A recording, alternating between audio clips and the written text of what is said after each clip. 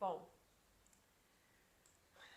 devagarzinho a gente vai, então, abrindo os nossos olhos, nos conectando aqui com o nosso momento presente. Sejam todos bem-vindos, sintam-se acolhidos, né?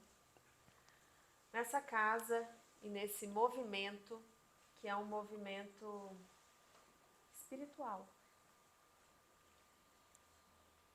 E uma das nossas premissas é a aceitação.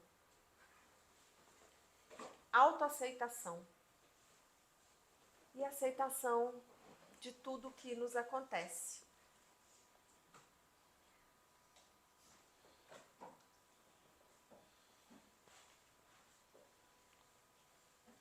Então, para a gente começar a nossa reflexão hoje, que é uma reflexão que trabalha muito a aceitação e vínculos. Então, que a gente possa estar com o nosso coração aberto, que a gente possa ressignificar o nosso tempo, a nossa vida, porque a proposta da reflexão é trazer para nós mudanças que fazem sentido no nosso dia a dia. Porque a temática é realmente essa. Estamos aqui na Terra. E aí? O que realmente importa? Será que nós estamos no lugar certo, fazendo as coisas certas, naquilo que é essencial? Ou a gente tem se distraído e às vezes uma coisinha rouba nosso pensamento e aquilo dentro da nossa linha da eternidade não significa nada. Mas a gente está preso, deixando de viver aquilo que às vezes está tão disponível para nós. Então, para falar sobre isso, né, eu quero convidar a Rose, que é minha amiga, minha companheira de estrada, é também voluntária aqui na casa, né? Ela coordena o grupo da humildade e também hoje é uma estudante de psicologia. Então, que vocês possam aproveitar a fala da Rose numa premissa de transformação com a mensagem que ela vai trazer para nós. Então, passo para você, meu amor. Que Deus te ilumine, te guie, que a espiritualidade esteja presente. Se você quiser ficar em pé, pode. Se você quiser ficar sentada, tá. Boa noite, gente. Eu queria agradecer, né, todos vocês que estão aqui presentes para ouvir um pouquinho da minha história. Compartilhar com vocês me faz curar muitas dores que eu venho trazendo de algum tempo para cá. Se algum momento as lágrimas rolarem do meu rosto, eu peço o entendimento, porque é o sinal de muito amor que transborda do meu coração. A gente vem vindo, né, chegando já no final do ano, e imagino que todos vocês que estão aqui estão na correria do dia a dia. E chega no final do ano, a gente tende a pensar sobre como passamos o nosso ano. O que realmente é importante e o que foi importante. O que colocamos em primeiro plano e o que deixamos para segundo plano. É relativo falar, né, o que é importante para um, pode ser não tão importante para o outro. Se a gente perguntar para um idoso o que é importante para ele poderá dizer que é a vitalidade de se locomover sozinho, de sair da cozinha, pegar uma xícara de café e tomar um sol do lado de fora da varanda. Para uma pessoa que enfrenta o câncer de pulmão, pode ser a falta do oxigênio.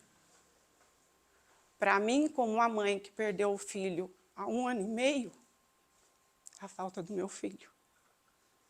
Por que eu venho aqui hoje falar sobre o que é importante? para trazer para a presença, sair um pouco desse conhecimento que a gente é bombardeado o tempo todo, a gente vem, né, fragmentos de conhecimento e a dificuldade de colocar em prática. Nesse corre do dia a dia, de buscar, né, de estar sempre buscando o algo material, a gente desconecta de nós mesmos. E eu já desconectei de mim há algum tempo atrás. E para falar da Rose de hoje, eu tenho que voltar um pouco no passado para trazer como que isso aconteceu, como que eu fui passando por isso. Eu perdi meu filho, ele tinha 17 anos. E foi uma bênção de Deus na minha vida. Acho que a gente vai sendo abençoado. Quando eu vejo esse rostinho com esse brilho no olhar, me transmite tanta vida, tanta esperança. E nós, como os pais ou cuidadores ou irmãos que adotam, né, seus irmãos quando pequeno, têm um compromisso de educar, a gente enfrenta desafios pelo caminho. A gente não chega aqui na Terra sabendo como educar, como cuidar. A gente tem uma noção de cuidado perante o que a gente recebeu de nossos pais. Mas nem sempre é o correto na nossa visão, porque vão evoluindo, as culturas vão mudando, são outra geração que vão chegando. E como educar, como conectar, como criar vínculos entre os filhos e os pais. Eu decidi escolher os filhos e os pais porque os relacionamentos são diversos e muito abrangentes. Então, para trazer essa conexão do pai com o filho, do filho com o pai, da mãe com o filho, do irmão, de quem está ao seu lado, disponível para você, como a Jaque trouxe. Pode passar, Jaque. Em 2018, eu estava totalmente desconectada de mim, na correria do dia a dia, numa busca incessante por fazer, numa dependência afetiva e amorosa. Eu fiquei desconectada do meu filho. Tinha muita dificuldade de enxergar além do que ele estava me pedindo no momento, do que ele precisava. E nessa busca, eu procurei a Jaque e o Júnior, que me estenderam a mão. Eu não me esqueço do dia que cheguei, 7 horas da noite, na casa da Jaque e do Júnior, para falar que eu estava precisando de ajuda, que eu precisava me conectar comigo, que eu estava sem destino. E eles me estenderam a mão. E o Júnior me fez uma pergunta que eu vou levar para o resto da minha vida. Ele falou assim, você tem filhos? Aí eu falei assim, eu tenho um filho. Ele falou assim, Rose, se você não for para o Reviva por você, vá pelo seu filho.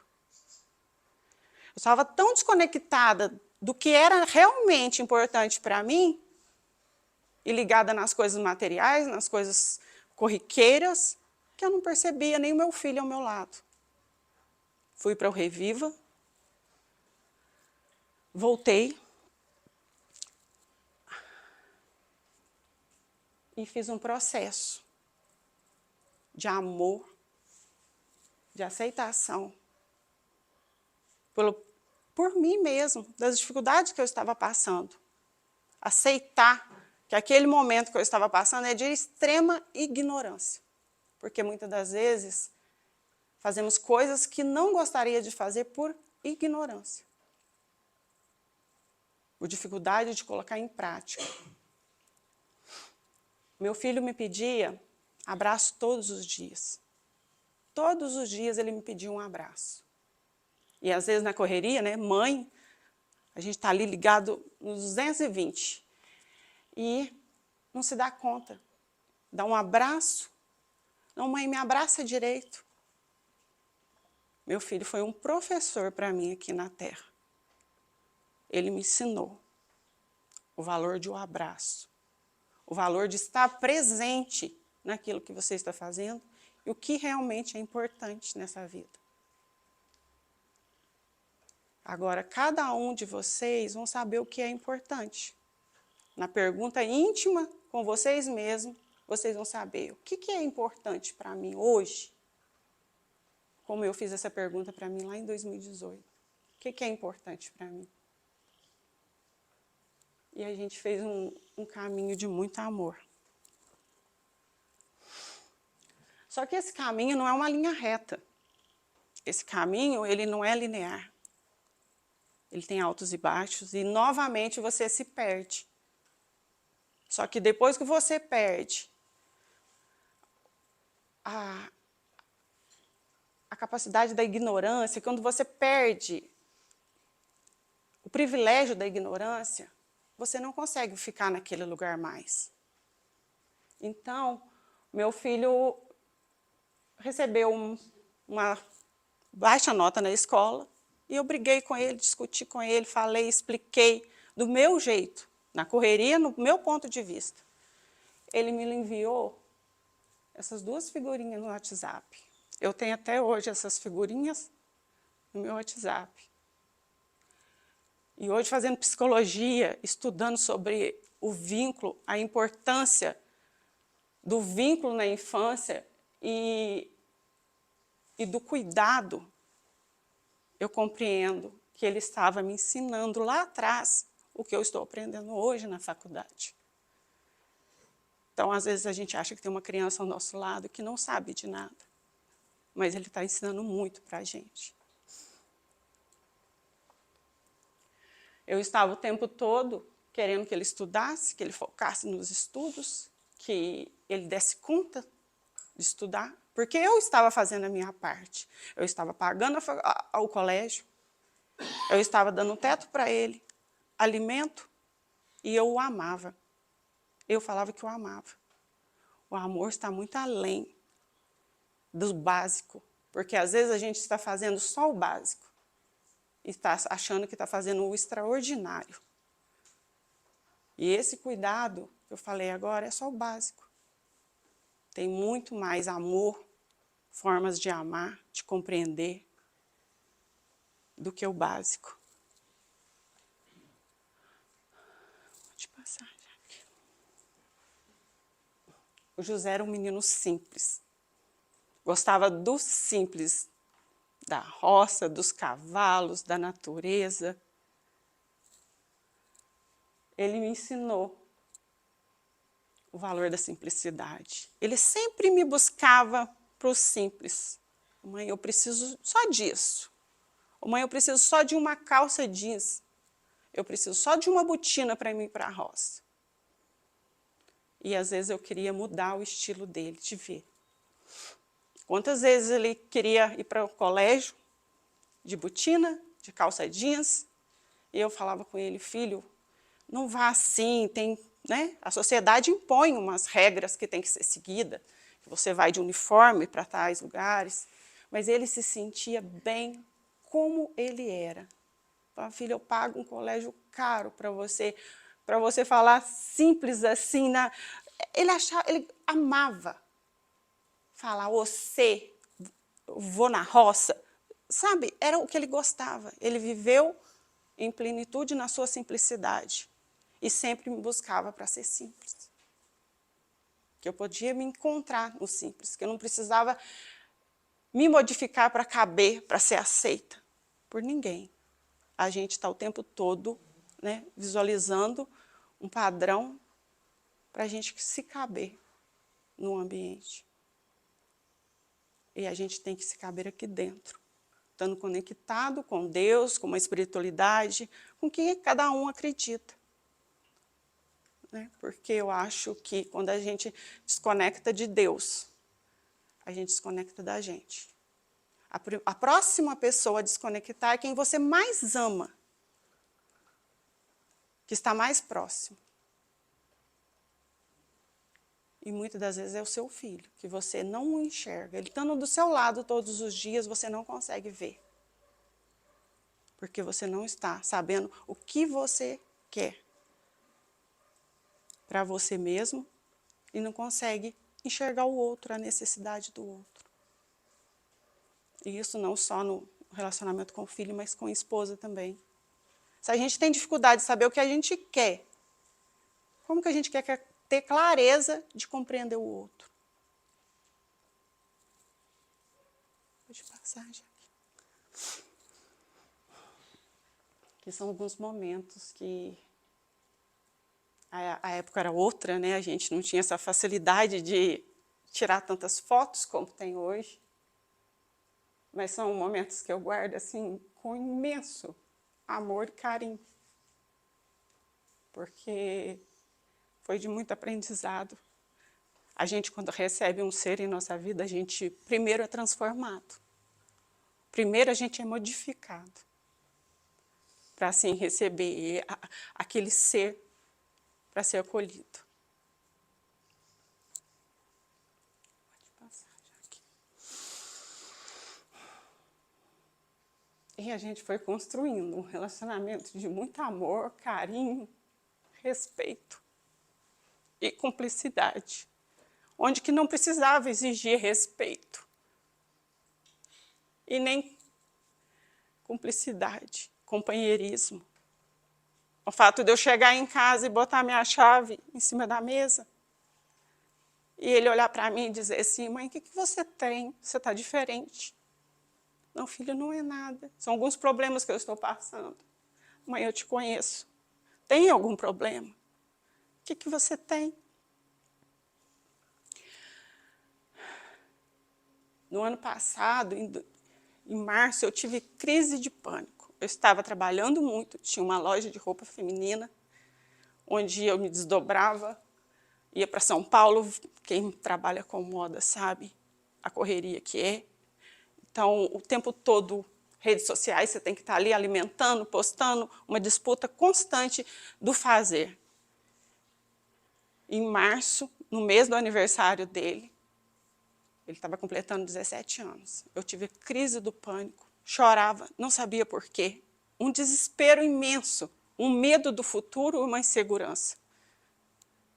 E eu não sabia por quê, porque eu estava tão desesperada, com medo de não dar conta de cuidar dele. E eu comecei a agradecer, todos os dias, tudo que eu tinha. Através de uma moça que tinha uma filha bebezinha, que estava internada e ela estava com problema de coração. Ela me contou a história dela e eu entrei em estado de gratidão pelo que eu tinha. Porque ela estava correndo o risco de perder a filha bebê. Então, ela me contar a história dela me fez eu entrar em estado de gratidão e agradecer pelo filho que eu tinha com saúde, o carro que eu tinha, a casa, a loja, tudo. Eu entrei em estado de graça. Se passou, acalmou, passou a crise do pânico, de ansiedade, o medo, e os meses foi passando. Até que chegou junho de 2024, 23.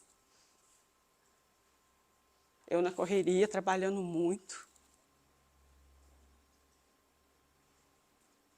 Dia 24 de junho, dia de São João, na cidade de Ingaí. Meu filho falou que ia nas festas, ele estava acostumado a ir, e eu permiti que ele fosse de van, que eu não sabia se eu ia voltar, se eu conseguiria ir, porque eu tinha que trabalhar no outro dia. Peguei ele, deixei ele no ponto da van para ele ir para Ingaí, e eu voltei, arrumei minhas coisas, e mais tarde eu fui para a festa. Lá encontrei com ele, a noite toda, estivemos juntos lá, comeu um tropeiro sentado comigo na mesa. Meu esposo que está aqui passou tudo isso comigo. Estava lá também. Era 2h15 da madrugada. Eu liguei para ele: filho, eu estou indo embora, vou trabalhar amanhã, você quer ir com a mamãe? Ele pegou e me disse assim: não, mãe, acho que eu vou de van mesmo, meus amigos estão indo. Vou ver se ela está saindo e eu te ligo. Passou 5 minutos, depois ele me ligou. 2h20, ele falou assim, mãe, eu vou de van com meus amigos, pode ir, que eu vou de van. Eu falei, tem certeza, filho? Tenho, eu já estou dentro da van e a van está ligada. Eu peguei, falei, vou embora, chegar em Lavras, eu vou estar deitada, ele vai me ligar e eu vou sair para buscar ele, como eu sempre fiz, nas madrugadas, quando ele voltava de alguma festa, a mãe me busca. Saía da cama e ia buscar. Só que a ligação foi diferente. Eu estava chegando, para quem conhece, eu estava chegando no Camuá, meu esposo me liga e fala, amor, onde você está? Eu falei assim, eu estou chegando em Lavras. Volta que o José passou mal. Eu falei assim, como assim o José passou mal? Virei o carro, não pensei 2 vezes e voltei. No caminho, voltando, meu marido me liga novamente e fala, onde você está? Eu falei, estou voltando, o que aconteceu? Aí ele falou assim, o José levou uma facada. Naquele momento, o mundo para mim abriu. Eu dava murro no volante e pedia a Deus que tivesse misericórdia de mim, que eu pudesse chegar lá e fazer alguma coisa pelo meu filho. Que eu chegasse lá e pudesse salvar meu filho. Liguei para o meu esposo desesperado e falei, amor, faz o que for, gasta o dinheiro que for, mas salva meu filho, não deixa meu filho morrer. E quando eu cheguei naquele hospital, que eu entrei naquela porta, a minha enteada estava lá também, e ela veio e me falou assim, Rose, o José veio a óbito. Quando ela falou isso, parece que uma onda de um tsunami derrubou tudo que eu tinha na minha vida. Não tenho vergonha de falar, eu fiz xixi na roupa de dor. De dor. Eu batia nas paredes do hospital de tanta dor. É algo assim que você não entende. Tanta coisa ao mesmo tempo. Eu perguntava ao médico por que ele não tinha salvado, a cidade era minúscula, o hospital estava do lado, e não teve o que fazer, não teve o que fazer para salvar a vida do meu filho. Naquele momento eu vi que todo o dinheiro que eu tinha na conta não valeu de nada, porque eu não tive como salvar a vida do meu filho. Quando eu entrei na porta do hospital, hoje na psicologia, aprofundei na questão da morte, dos cuidados paliativos e o quanto é importante esse olhar quando o médico diz que não há mais nada a se fazer, há sim muito a se fazer. Porque naquela noite, eu adentrei a porta para ver meu filho e ele estava numa maca no chão, sem roupa, só de cueca, que eles tinham tirado a roupa dele toda, e eu não conseguia falar. Eu não conseguia falar que eu queria que cobrisse ele. Eu fazia assim, pedindo, porque a voz não saía, que eu queria que cobrisse meu filho naquele momento. Então, quando a medicina diz que não há nada a se fazer, sim, há muito a se fazer por quem ainda está ali, pelo amor que ainda está ali, ao respeito pelo aquele familiar que ainda está ali. É uma compaixão que você tem por quem está ali. E eu, naquele momento, eu ajoelhei do lado do meu filho e pedi a Deus que me perdoasse, mas que abraçasse meu filho, que a Maria, que eu acredito, a mãe de Jesus, pudesse abraçá-lo naquele momento e acolher da mesma forma que ela acolheu o filho dela, que ela acolhesse o meu de volta. E ao sair daquele hospital, aquele dia que eu saí, vi a luz do dia, eu não acreditava que aquilo tinha acontecido comigo.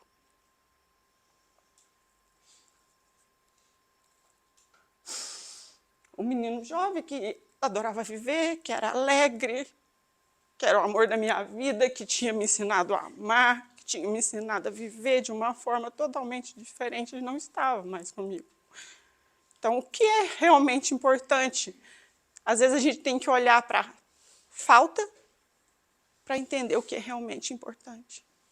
Quando a gente não tem mais aquela pessoa, para você entender o valor de ter ainda aquelas pessoas que você ama ao seu lado.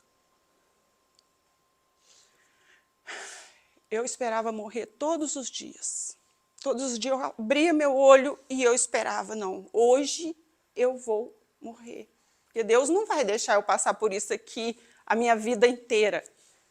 E o tempo foi passando e eu fui vendo que não, que eu não iria. Que eu tinha que buscar algo. E vendo as homenagens para o meu filho, essa homenagem foi feita ele estava no 3º ano, no Losango. O professor dele fez uma homenagem.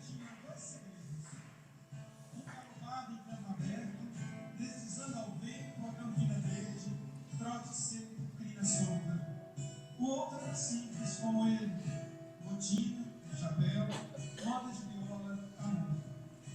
Domou os dois, rédea firme, braço forte, sorriso largo. José, certa vez, disse que não se via no futuro, tudo porque o presente era grande demais, prazeroso demais, intenso demais. Zé não tocava viola, tocava vida, na toada manhosa das mentes livres, dos corações puros e apaixonados. José não gostava muito da escola, amava os campos largos, a liberdade, a doma valente, o cantar do galo. Zé, você viveu o sonho de ser livre, de fazer o que amava, de sentir a experiência máxima de ser feliz.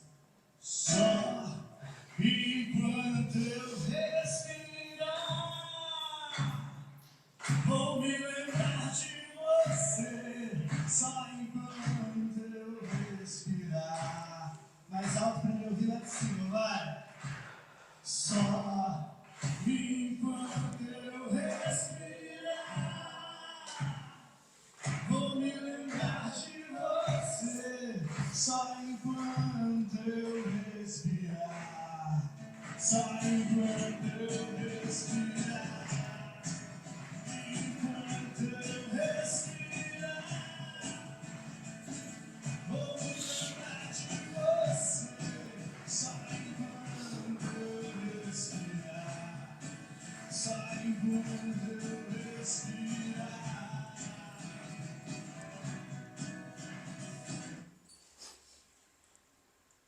Essa foto eu trouxe aqui porque ele tinha amizades tão sinceras, tanto no colégio como fora. E esse olhar dos meninos me trouxe uma certeza de querer continuar, de quanto meu filho foi amado, o quanto meu filho fez amizades tão lindas.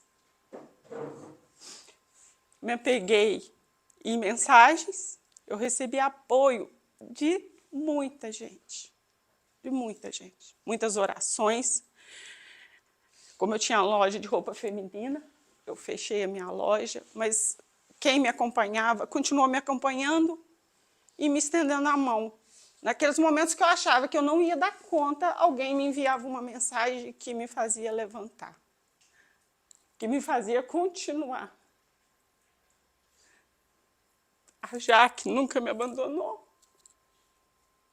A gente começou o grupo da humildade, onde toda semana eu venho coordenar e a gente traz tema onde a gente discute, fala sobre, e onde eu me curo de muitas dores minhas e partilho com as meninas aqui, e elas me apoiam e me dão força para continuar. Nunca imaginei, mesmo depois do desencarne do meu filho, eu nunca imaginei uma fé, algo que fosse tão forte e que sustentasse. Porque eu tenho a visão de fé da minha avó, das minhas tias, da minha mãe, mas essa fé, acreditar que a vida não acaba aqui, não se encerra aqui. A esperança de um dia reencontrar. Isso eu trago dentro do meu coração para seguir em frente. E eu acho que cada um tem o poder de achar isso. Tem o poder de se perguntar qual que é o sentido da minha vida. E encontrar essa resposta dentro. A gente não quis trazer aqui teorias, poderia trazer várias teorias, autores para falar sobre o tema do luto, do vínculo, mas para sair dessa mente e vir para o sentir. Trazer para o coração e tentar olhar esse percurso e saber que cada um consegue. Se tiver amparado. Não, pedir ajuda não é sinal de fraqueza. É sinal de coragem. É sinal de ser forte. Porque você está pedindo ajuda para continuar. Apesar da falta, apesar da saudade, encontrei em amigos, em psicólogos, no meu esposo, na minha família, nos meus amigos, força para continuar. Sozinho realmente fica difícil. Mas quando você tem uma rede de apoio que você pode contar, as coisas se tornam possíveis de caminhar.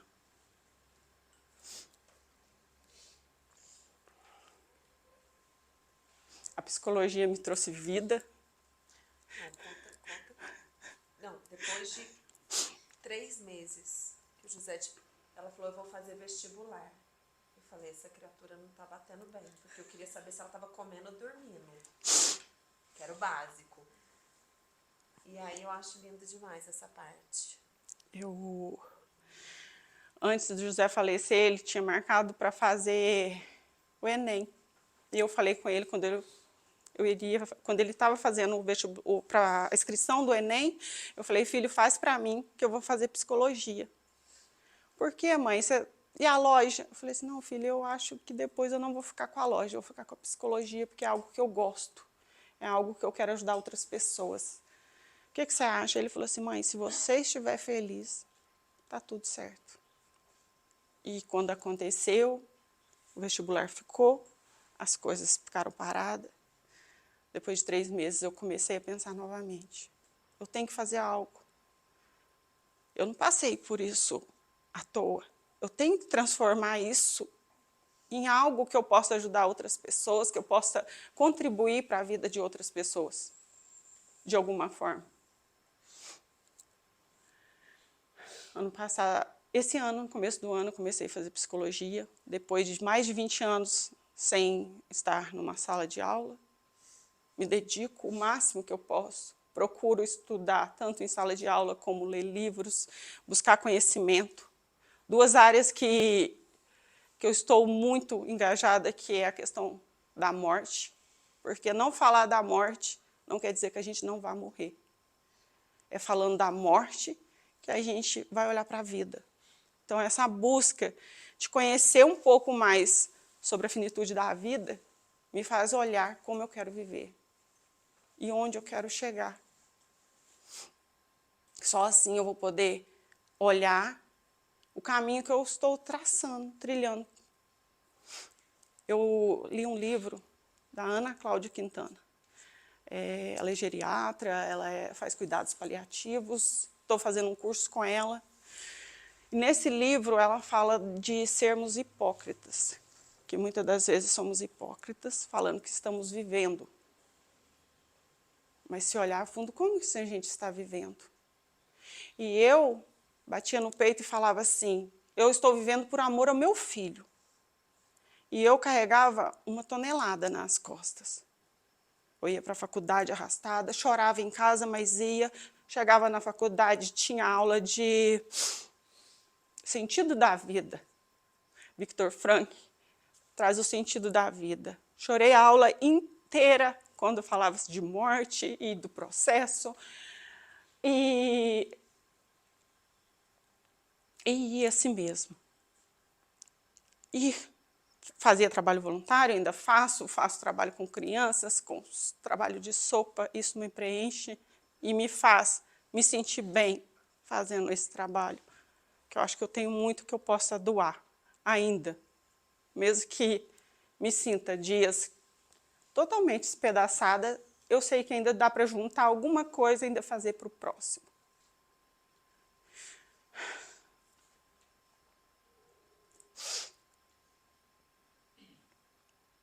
E nesse livro,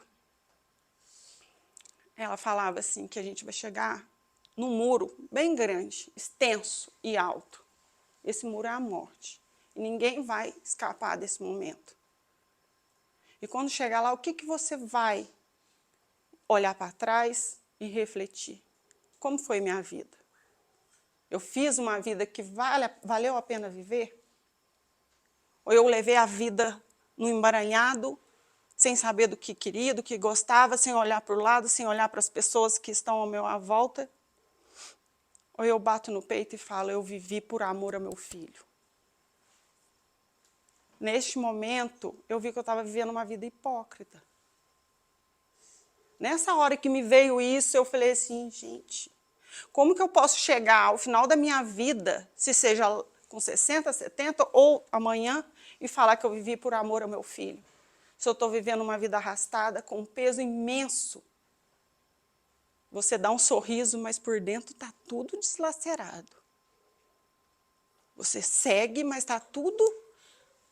Eu vi naquele momento que eu quero entregar para o meu filho é um amor verdadeiro, uma vida leve. Não que eu vou viver um linear, né? Um mar de rosas, que isso não acontece na vida de ninguém. Mas que a maior parte do tempo eu possa chegar lá no final da vida e falar assim, filho, eu vivi por amor a você. E ele, de certa forma, sentiu orgulho disso. Porque esse é o amor que ele merece, e não um amor de lamentos e dor e sacrifício. Então, eu acho que essa é a mensagem que eu queria deixar para vocês pensarem. Acho que o primeiro passo é saber onde está, onde quer chegar, e olhar a sua construção, de onde veio tudo que você passou na vida.